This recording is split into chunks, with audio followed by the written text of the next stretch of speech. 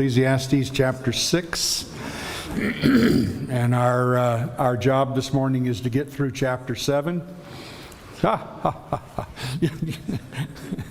shouldn't have given Adam one of my weeks in this quarter. No, that's you know what that is? That's excusing myself for not staying on schedule. Technically, you gave me two since I talked for you last week. That's true, you know. But I figured, well, I can always finish this on Sunday night. But hopefully, if we can do this, we'll do this. But such a great study. You hate to hurry anything here. Let's begin with prayer. Father, thank you so much for revealing your word to us and for this time that we can share it together and share it with you. We're so appreciative of all you do for us. Help us have good insights into what you have revealed. We pray in Jesus' name. Amen. All right. Excuse me. We covered just the beginning part of chapter 6. Adam did for me last week, did a great job. I really appreciate it.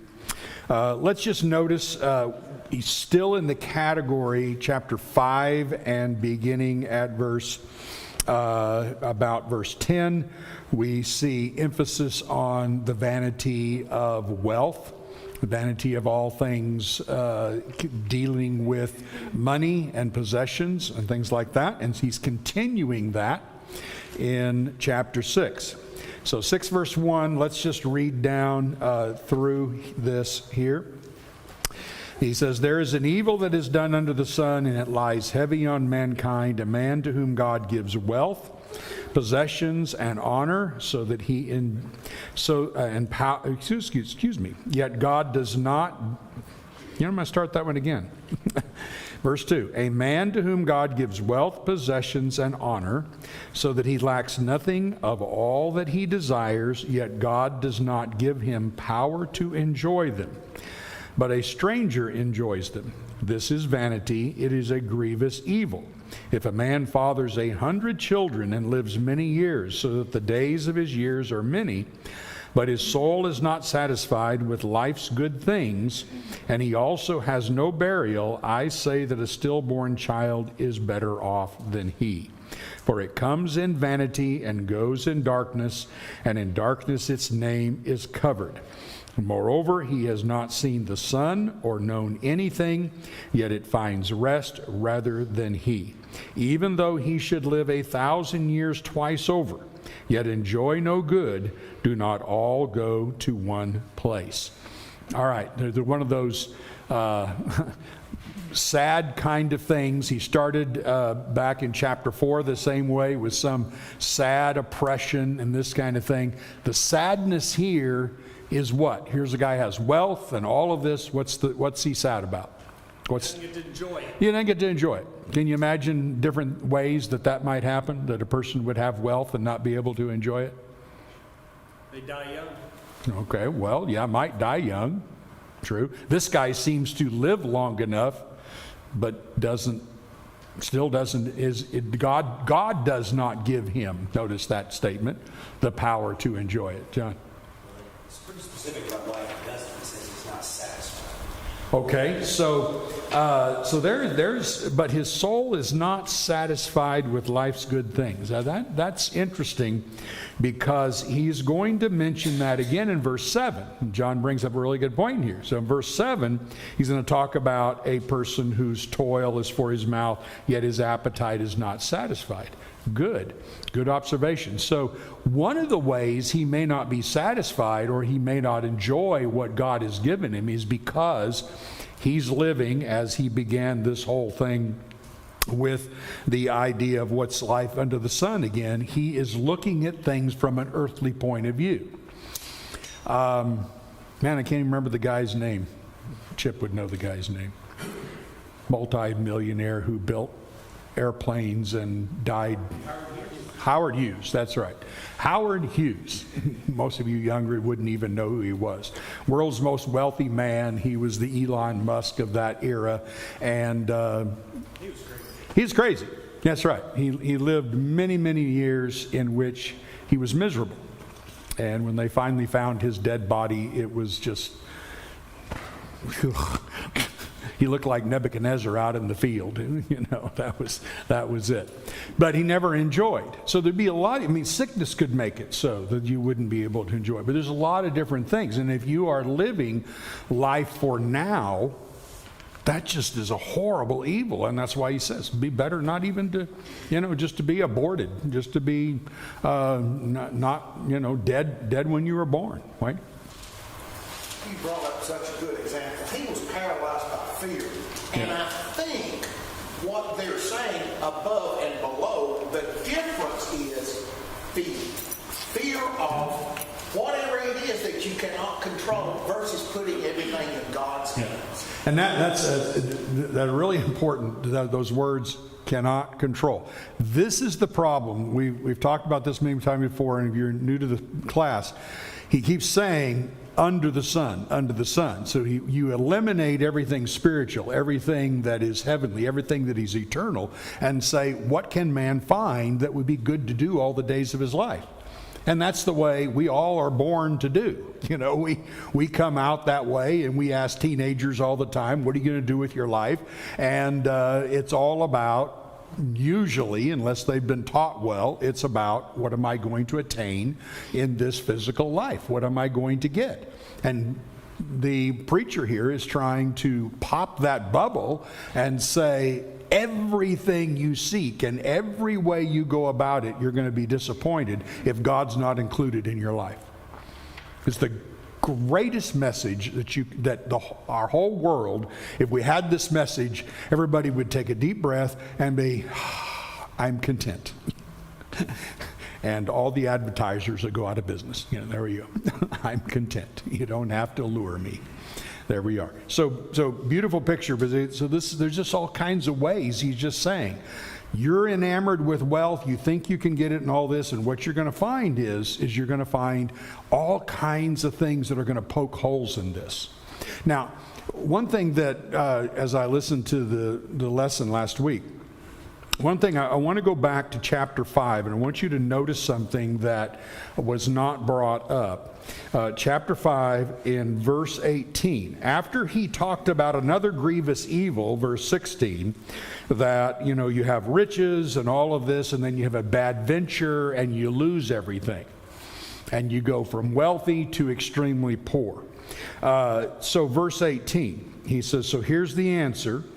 Behold, what I've seen to be good and fitting is to eat and drink and find enjoyment in all the toil with which one toils under the sun the few days of his life that God has given him, for that is his lot. Now, of course, he's back to, if you want to learn from this, be content with what God is giving you. He's giving you a lot. So back above the sun for a second, here's what you can do. But now I want you to notice verse 19 and 20.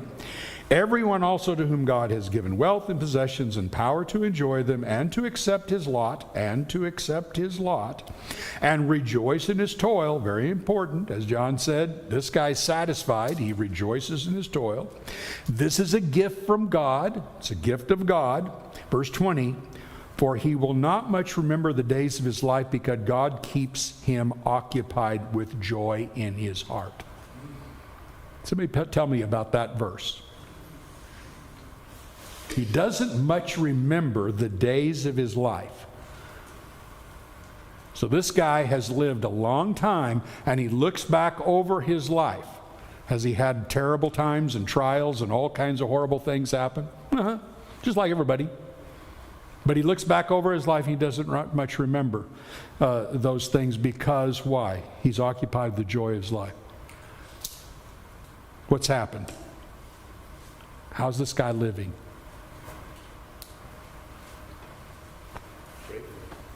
Grateful, thankful. Looking for the future, he's always looking ahead rather than looking back. I would not even say he's looking at the future. You think he's living today? He's looking, that's right. He is enjoying what God gave him today. He sees the good in every day, whether it is chapter 7:13, a good day or an evil day. He looks at what God is doing. He's putting it under God. I love that verse.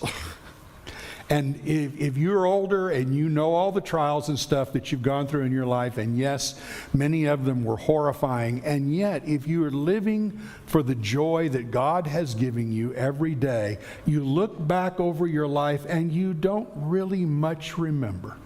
Oh yeah, it's there. And it was bad. But you are concentrating on God and what God is doing today. Love that. Isn't that great? Just great. And that's your goal. That's your goal. You're living for God today, and you're seeing what God has given you today. And there's nothing better than that. Eat and drink and enjoy the good of your labor. It's a gift from God. There's going to be good days and bad days, but it's okay. And you're going to look back and you're going to go, man, that was a 50-foot tsunami wave I rode. That was horrifying. And yet you look back on it, it's a little blip. Yeah, it's tough. And goodness, you talk to any old guy, not me, I'm not, but any old guy, and they can, who serves God, and they can tell you that. Wish Bob Austin were here. That would be it. We could just say, hey, Bob, tell us about this. I'd tell you all kinds of things. It'd be beautiful. Be beautiful. Okay? Great. All right, so you're seeing the contrast then in chapter 6, aren't you? That's that other side of that coin. All right, now look at verse 7. All the toil of man is for his mouth, yet his appetite is not satisfied. There we have that again. For what advantage has the wise man over the fool, and what does the poor man have who knows how to conduct himself before the living? And then he's going to give us some advice. Better is the sight of the eyes than the wandering of the appetite.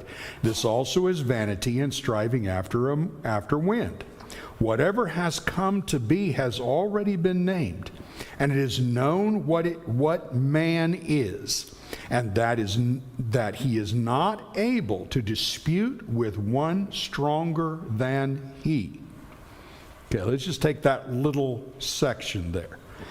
First problem, already mentioned, verse 7, what's this guy doing? All his toil is for his mouth, his appetite, but it's never satisfied. Remember the rich man in Jesus' parable? I love how he starts that parable. There was a certain rich man. And then he gets all this, more, and he says, I'll build barns and bigger barns and all this. And then I can say to my soul, you have many goods laid up for many years. Eat, drink, and be merry. Wait a minute, dude, you're already rich. You're not eat, drink, and be merry now? No, because I'm never satisfied. Never satisfied. So that's this guy here. All right, so what do you think about verse 8? What is he saying here in that context? Give us this day our daily bread. Say again. Give us this day our daily bread. Concentrating on what he can do today that is fulfilling. And you can think about a world of other stuff, but it's just going to make you crazy. Okay. So in verse 7, when he says, what advantage, wise man over a fool, or even a poor wise man? What is that advantage in this context? You got to follow the context here. You can't just take that verse out of its context. What's he saying? Having more doesn't lead to satisfaction. Yeah. You can be satisfied as a poor fool, Yeah. and not as a wealthy you. Yeah, it doesn't matter who you are, this applies. You can be a wise man, you can be poor and wise, you can be anything. But if you're never satisfied, if your appetites are never satisfied, you're going to be the same, because he already said, all at the end of verse 6, I hate verse divisions when you're trying to see how this flows, it's really tough.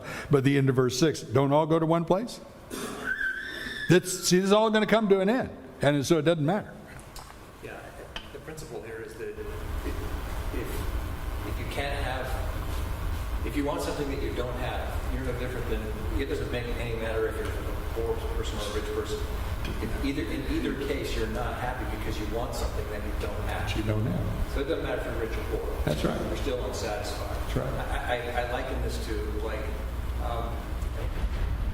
person who's got a broken arm or something, they put it in and put you in a cast. When you have an itch inside the cast Yeah. that you can't scratch, it doesn't matter if you're poor or rich. Yeah.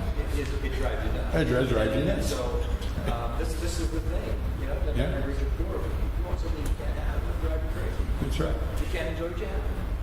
Let's bring this down just for a second. And I'm saying this mostly, not that older people can't do the same thing. We all can. But I'm just going to apply this to automobiles, to cars, for you younger ones especially. I know how it was when I was your age.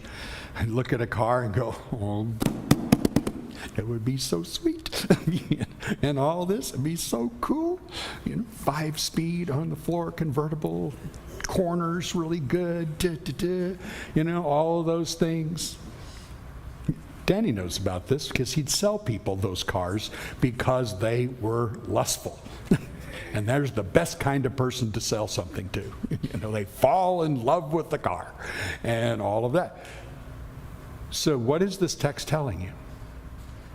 It isn't going to satisfy you. So, yeah, if you're a millionaire, buy whatever you want. But most of us aren't. And you're going to go click something in which you're going to make payments, and then you're going to be a slave to the payments. And you're not going to look at that car the same way. And you're going to have happen what happened to me now twice in just the past 6 months.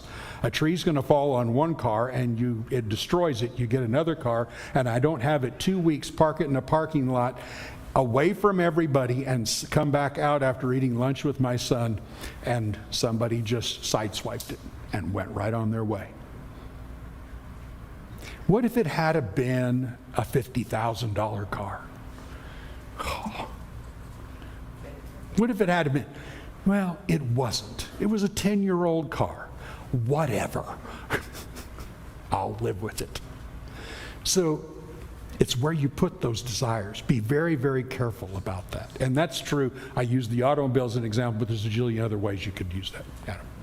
I think this concept of this idea that I will be satisfied when is really corrosive. But it also plays in the other direction as well when we think about service. The number of people that I've talked to about hospitality and how they kind of use what they have that God's given them that have said, like, well, we plan to entertain when? We plan to have people in our home when we have a larger house, or when we can afford to feed them nicer food, or when we can do X, Y, or Z, or I'm going to be evangelistic when I have free time, or whatever it is, whether it's general satisfaction, I'm going to be happy when, or whether it's about how we use what we have to serve God, I will serve God when. Everything is a future statement. Those are all signs that you're not going to be satisfied when you get that thing. And by the way, when you get the bigger house, or you have the quote free time that you plan on, you're not going to use it for that because you're not using it now. That's right. If you want to be satisfied in the future, be satisfied now. If you want to serve in the future, serve now. Good. Luke 16, Jesus gave a similar thing. He says, he who's faithful in little will be faithful in much. Same thing. He's proving us right now with how faithful are you with the little. When you're faithful with the little, God will give you more than faithful in much. Thank you. Good. In the New King James, it says that a man's labor is for his mouth, but his soul will never be satisfied. His soul is never satisfied. Yeah. And soul life can be translated either way, but you're hitting it right. Soul indicating more an inner joy and inner thing. Yeah, that's right. You're never satisfied. And so that's a good way to translate that and good way to look at that. Excellent. Okay, so notice also now, did you figure out verse 10 concerning what he's saying about man? It is known what man is. He's been named, and he's not able to dispute with the one stronger than he. So what's his point?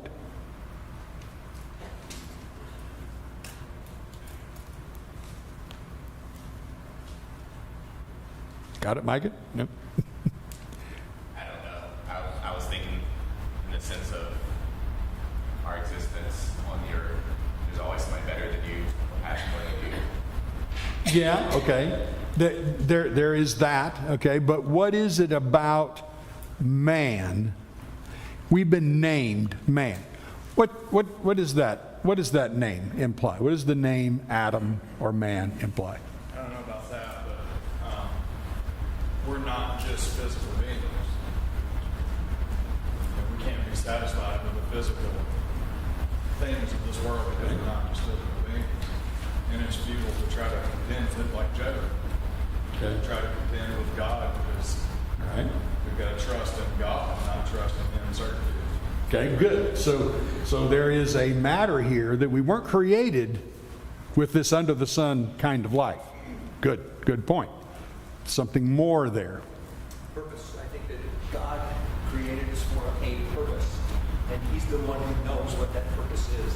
Yeah. It's futility for us to figure out if it's something different than what God created us to do. Now we're going to battle him, aren't we? In this life under the sun attitude, we're going to battle him. We're going to. I mean, that's the way this whole started. The whole thing, this whole sermon started. I'm going to find a better way. I'm going to challenge God that there's a way to live in this life under the sun, and I'm going to find what it is. And he fails. Okay, there's one little ingredient there that needs to be added to all those good comments. And that ingredient is we are named as man, and both of you guys alluded to this. Man means I don't have control. Man means I'm dust. I return to dust. That's what Adam is. He's just dust. We are just dust. We return to dust. And we can't dispute with him. So understand what your name is. Look in the mirror and go, you're just dirt, dude. You're going to go back to dust. That's it. You do not have control. So quit battling it. And the answer has been all the way through here. Eat and drink and enjoy the good of your labor. Please God, and He will give you joy and righteousness, etc. So that same point keeps coming up. All right, so then verse 11. The more words, the more vanity, and what is the advantage to man? So, yak. All this lifestyle of trying to find everything, it's just like a bunch of words that end up and has no advantage to man. It's just more vanity. Verse 12, for who knows what is good for man while he lives the few days of his vain life, vain meaning breath, fleeting, all that. Vain life, which he passes like a shadow, for who can tell him what will be after him under the sun? Repetition of chapter 3, verse 22. It's bookended this thing. Okay. Who's going to tell you what's going to be tomorrow? Nobody. So what do you have to do? Only God knows. Only God has this plan. Only God has control. So what are you going to do? You're going to look upward. You're going to please God. You're going to not try to find life here under the sun. You will be disappointed. No, I just believe I could still do it. You won't. You won't. And that's what preachers do. And if you accomplished all that you dreamed that you might accomplish, you will be disappointed. There will be disappointment there. That's exactly right. As I've mentioned a few times, there's only one thing I have ever found in this life that gets better every day, and that's God and His Word. That's the only thing I've ever found that never gets old and gets better every day. That's why I love to study and I love to teach, because He gets better every day. And that's the only thing that you can find with God. All right? Any final comments on chapter 6? Yeah. I love that word, that sentence that in verse 12 where he says, "Suspended like a shadow," because as much as we want to think this is the real thing, this life is not the real thing. It's just a shadow. We have an eternal life ahead of us. Yeah. It's going to be in one place or another. That's the real thing. Yeah. It's an interesting comparison, isn't it? I mean, it's not unreal in the sense that that's not important. But as you said, it is a shadow just goes, how fast does a shadow go by? You know, it's just, and it's no substance to it, not real substance like we're going to have eternally. Really, really cool, really cool. All right? Okay, so key division point in Ecclesiastes is right here. Perfect halfway, 1 through 6, 7 through 12. Here's your major division. You actually agree with the chapter division? I agree with this chapter division. This is an excellent chapter division. I just think there should be 2 chapters in the book. Yeah, that's right. There should only be 2 chapters. You'll remember this long after I'm gone, I know. You know, it'll be 40 years from now, and some little kid will go, I remember when that guy used to say. Anyway, yes, there's a perfect division. So what he's done is in chapters 1 through 6, he says, here's the vanity of all things under the sun. I'm just giving you illustrations of it, illustrations of all that. So then 7 through 12 is, what's the wisdom? What wisdom should I have in order to live this life, since I am touched by the brevity of life and I am touched by the under the sun types of consequences that take place and the frustrations and everything? How do I live wisely under those conditions? Then I saw that there is more gain in wisdom than in folly, and there is more gain in life than darkness. Yeah. But he doesn't really explain that. He just says, there is more gain. There is more gain. And now in chapter 7, he's going to say, this is what it looks Yeah. like. Here's where your wisdom is going to come in to mitigate those ups and downs, those evil days with the good days.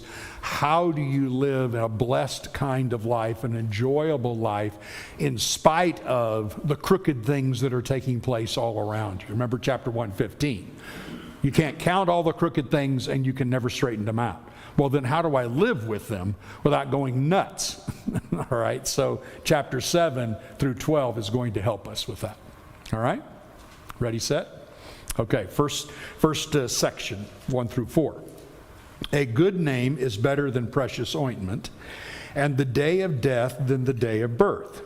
It is better to go to the house of mourning than to go to the house of feasting. For this is the end of all mankind, and the living will lay it to heart. Sorrow is better than laughter, for by sadness of face the heart is made glad.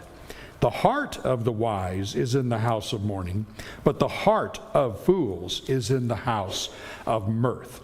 Okay, so what's some of the observations? Start with verse 1. What's some of your observations about what the preacher is trying to teach his audience now?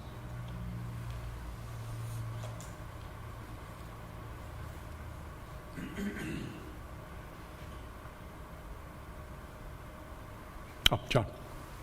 Who you are is more important than what you have. Okay, good. Who you are is more important than what you have. Everybody looks for the precious ointment, but he says a good name is better. All right, so you might look at a person and go, man, they're put together. I mean, they've got it, and all this. What's their name? What's their reputation? A good name is better than these outward things of value that we put on them. All right, good. And then he compares that to the day of death and the day of birth. How would you explain it?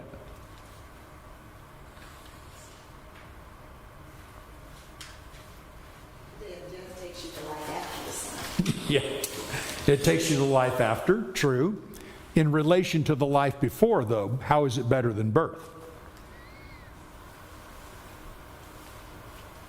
I mean, you've got come to completion is what you're talking about there. You've come to completion compared to birth. You haven't done anything yet, all right? But where do we usually rejoice in? Well, we rejoice far more in the birth than the day of death. And yet he's saying the day of death is the time when you've accomplished all of this. And as you would read Paul in 2 Timothy chapter 4, when he says, I've fought the good fight, I've run the race, and now is laid up for me a crown of life. Wow, was that better than the day of birth? Oh, man, yes, absolutely. When you see Paul looking forward to that day, Philippians 1, for me to live is Christ, to die is what? Gain. It's just beautiful pictures. We need to be a little more like Paul, right? A little more like that, driving toward that ultimate goal. So it's a beautiful analogy that he uses there. All right, talk to me about the house of mourning and the house of feasting. The house of feasting is a distraction. It keeps you looking at the things here, where the house of mourning keeps your perspective in the right place. Love it. This is where I'm going to go. Yeah. So what do I need to do now? Yeah, good. House of feasting, I love it. I never thought of it that way. It's good. The house of feasting becomes a distraction. It distracts me from what reality is like Chip said, the shadow. It distracts me from the real, and gets me. But is the house of feasting fun? Yeah, it's a blast, but it doesn't remind me of where I'm going. I also think there's growth in the house of sorrow. So whereas in the house of feasting, you're just, everything's great, but in the house of sorrow, you learn things, you grow, you see the fire, and you're better on the other side. Another great way of explaining that. House of mourning is a place to grow. It's a place to get your thoughts and meditations going in a better direction. Very, very good. Yeah. Yeah, it reminds me of back in chapter 6, verse 7, where it contrasts the mouth with the appetite. It's like going to a feast, you're not going just to fill your belly, you're going there to taste everything. It's all about trying all the different foods. Right. Chasing that sensation of novelty, Exactly. And then but contrast that with the house of mourning, that's where you go to be filled with meaning and filled on a deeper level. Yeah, and I'm sure most of us have been to funerals, but it should be very sobering. I mean, we're excited if this person lived their lives properly or a Christian, but then on the other hand, we look at that and we go, one day there's going to be my picture up there and slideshow on my life and things like that, or if there's a casket and a body one day, that's where I am. And when that happens, what is really become important to me? Does it matter what kind of car I drove? Does it matter what kind of job I had? Did it matter what kind of house I lived in? Does it matter? No, nothing matters anymore except did I serve God? Nothing matters except that. You get to that point. So it's a real sobering moment. It should be, and a growth moment. Exactly. Good. Notice what's different about verse 4 than 2 and 3. I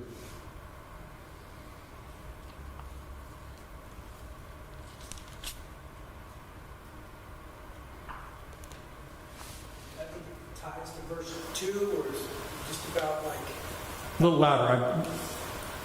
Say again? Louder. Oh, I think it ties into verse 2. We're talking about how the reality of death should wake us up to think about it. Okay, there's a different way he words it in verse 4. That's what I'm looking for you to see. What does he add? Wise and fool. Heart. You're not, in verse 4, you're not at the funeral, but your heart is there. You live your life with your heart more in the house of mourning than the house of feasting. See where the desire is? See how the reality has come in? You are living your life understanding that I have an end as well in this life and I need to be preparing for it. Rather, my heart being in the house of feasting where I am primarily looking for the next fun thing. Laura. It's not a continual one or the other. And I think some people are like, I must be continually in the house of mourning. He just said better. Always this life. Yeah. But in verse 3, it says, for by the soundness of heart, the heart is made glad. That's how you go through the mourning. That's how you truly find the gladness and peace. Yeah. It's not going around it, it's going through it. Sure. Going through it and everything. But you don't forget it. With the house of feasting, appetite, I want another appetite. I want another satisfying. That is never ending. But with the house of mourning, I'm keeping in my mind always where where I'm going, where my goal is, what I need to be doing today. So real important principle, going from being in the funeral and always having a heart that is more concerned about how my life is going and where I'm going in my life than where's the next fun. Not that there's, as Mara said, something wrong with the next having some enjoyment. Okay? Turn 2 pages. Verse 5. It is better. You'll notice there's a number of it is betters through this. It is better for a man to hear the rebuke of the wise than to hear the song of fools. For as the crackling of thorns under a pot, so is the laughter of the fools. This also is vanity. Okay? Better to hear rebuke than song of fools. Which one do we like to hear more? Just give me the song of fools. Just tell me something good. But the rebuke is better. Okay, why? Singing is praising. Usually we think of singing, we're praising God in our song. And the song of fools here phrase means when it's really nice to hear people compliment you and praise you. It's not as easy to take the rebuke of a wise person. Yeah. Not as pleasant. But again, these couplets that he's going through here, neither of them, these are not saying that one is evil and one is righteous. Good. It's saying, in contrast to each other, one's a better place to keep your mind. There's a business principle that says, start a project with the end in sight. Good. So if you live your life with the end in sight, that's kind of what he's saying here. Keep in mind that this, again, is a shadow. Yeah. An end in sight that we're living for, we're working toward. Good. And these things start to make some sense. So sure, I'd love to hear people brag on something that I might have done. Yeah. But it's much more valuable to me with the end in sight when a wise person Gives correction. That's right. It's like studying Elihu's speech in the book of Job. Elihu's going to give the good answer. Elihu's going to help direct him. And Job listens as opposed to what he did with the previous friends who were never giving him anything. I love the analogy in verse 6. And you go ahead, Adam. I would say maybe this is where you're headed, but this whole crackling of thorns thing, he's talking about, like, if you've ever started a fire and you put some really dry, thin tinder into it, man, it looks like you've got an awesome fire going. And it's going to put out maybe a lot of heat for just a moment. 30 seconds. and then it like dies out, and you're like, well, that was kind of disappointing in the end. Like, looked like we really had something going there. What I'm saying, like, well, when you put these thorn bushes that are dried up and gnarly underneath the pot, it looks like you're really about to get that pot going. About 30 seconds, there's nothing left. No. Well, when you get the praise from the fool, that feels really good. It sounds nice. You probably enjoy it. But that's kind of done. Like, there's nothing left there. Yeah. As opposed to when you get the rebuke, the loving rebuke of the wise man, you have a lot to work with and a lot to grow on. It doesn't look as good. It doesn't feel as good. It's not nearly as exciting. Yeah. But it's actually the fuel that lasts, as opposed to those crackling leaves or thorn bushes. Exactly. It's going to affect your life after that. I was going to say you tend, reading this, the first thing I thought was, having grown up in California and camped out in the deserts many, many times and trying to find fuel to start a fire. Probably similar to Palestine. That's that same dry, arid type of climate. And out in California, they have, and Chip knows this from Vegas area and all that, tumbleweeds, right? These big old, they grow, and Mayberries know about it, and it's green in just briefly in the winter time, and then it just turns totally brown, and then it breaks off, and it's called a tumbleweed because the wind just blows it like this, and it spreads its seed everywhere as it's bouncing and blowing. And so you grab a bunch of tumbleweeds, stick them all together, sit them there, and light them on fire. It's like buying a $100 firecracker, firework. and he just goes, and as Adam said, it is so brief and it just disappears in seconds. And you couldn't cook something on it if you tried because it's not going to last. So it's a really funny picture if you've lived in an arid climate like that and you've seen these kinds of plants just wither up and then you try to make a fire out of them. The guy who gives you, and Proverbs talks about this flattery a lot. A guy who gives you nothing but flattery is not doing you any good. It is not a good friend. That's the problem, Pat. I said Pat again. Kay. Yeah, that's okay. So this is a slight backtrack because I've been thinking as we go, but I'm being reminded of being a teenager at Florida College and hearing Homer Haley talk about this. Yes. And telling the young people, just think about this. You've been to a funeral and you leave with a lot to reflect on, something lasting to carry away with you. And then you go out and have a big time and then it's like, poof, it's over. So, where to go? There's nothing. That's right. Nothing happened. Good. That's right. Very simple, very dumbed down explanation, but it has stayed with me. Yeah, and that's a good analogy. I always loved to listen to Haley on Ecclesiastes. He was so good. Okay, and so going on then in verse, by the way, into verse 6, so is the laughter of fools. This also is vanity. So laughter, the joy, the laughter, the fun of fools is that way. Did you have a point? No. Oh, I'm sorry. You're holding your hand there. Well, go ahead. I mean, I do think I agree with Chip that there's maybe not something inherently wrong with either of these, but thinking about what Ed had said about distraction in the previous section, I feel like this is the same sort of thing, is if you latch on to some of these things that are fleeting, the flattery of fools, if you start to think that that's the source, then you're in danger. Yeah. So it is kind of a red herring that you have to be aware of, is that there may be some joy and pleasure in those things, but if you start seeking that as the source, if you start thinking that that's where it is, then you're going to get off track. Right. Yeah, who do we, when we're going through a tough time and maybe have been rebuked, what's the tendency? I'm going to find somebody who'll tell me I'm actually okay. I don't want to hear that. Let me go ask somebody who thinks I'm great. That's the idea. That's right. That's exactly right. Good. I also agree with Alice. It's like money in the New Testament. There's really nothing wrong. It's not evil.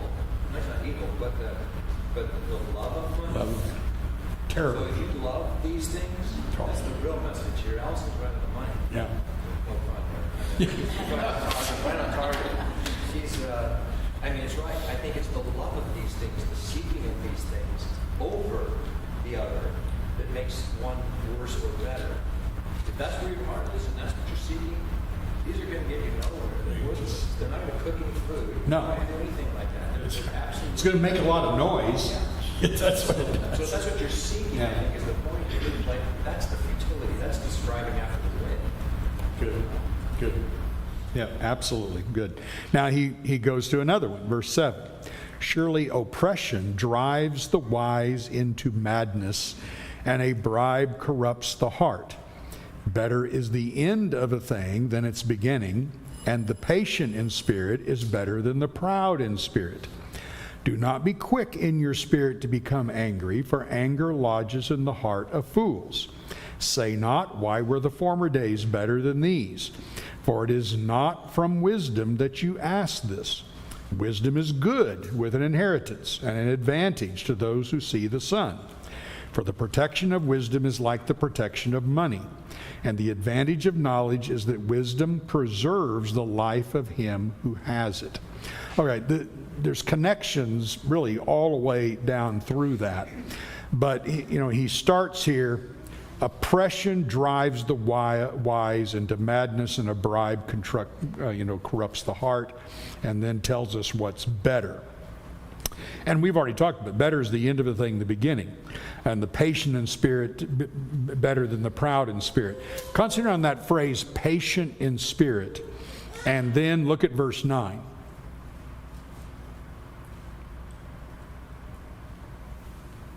What's his admonition? So you got an end of the thing is better than the beginning. Oppression is going to drive the wise mad, and you have the quick in spirit become angry, but the patient in spirit is better. What's he really trying? If you get an overall thought, can you see what that overall thought is that's coming down? It really is the opposite of what we tend to do, all humans do. Just think about where your frustration comes from in life.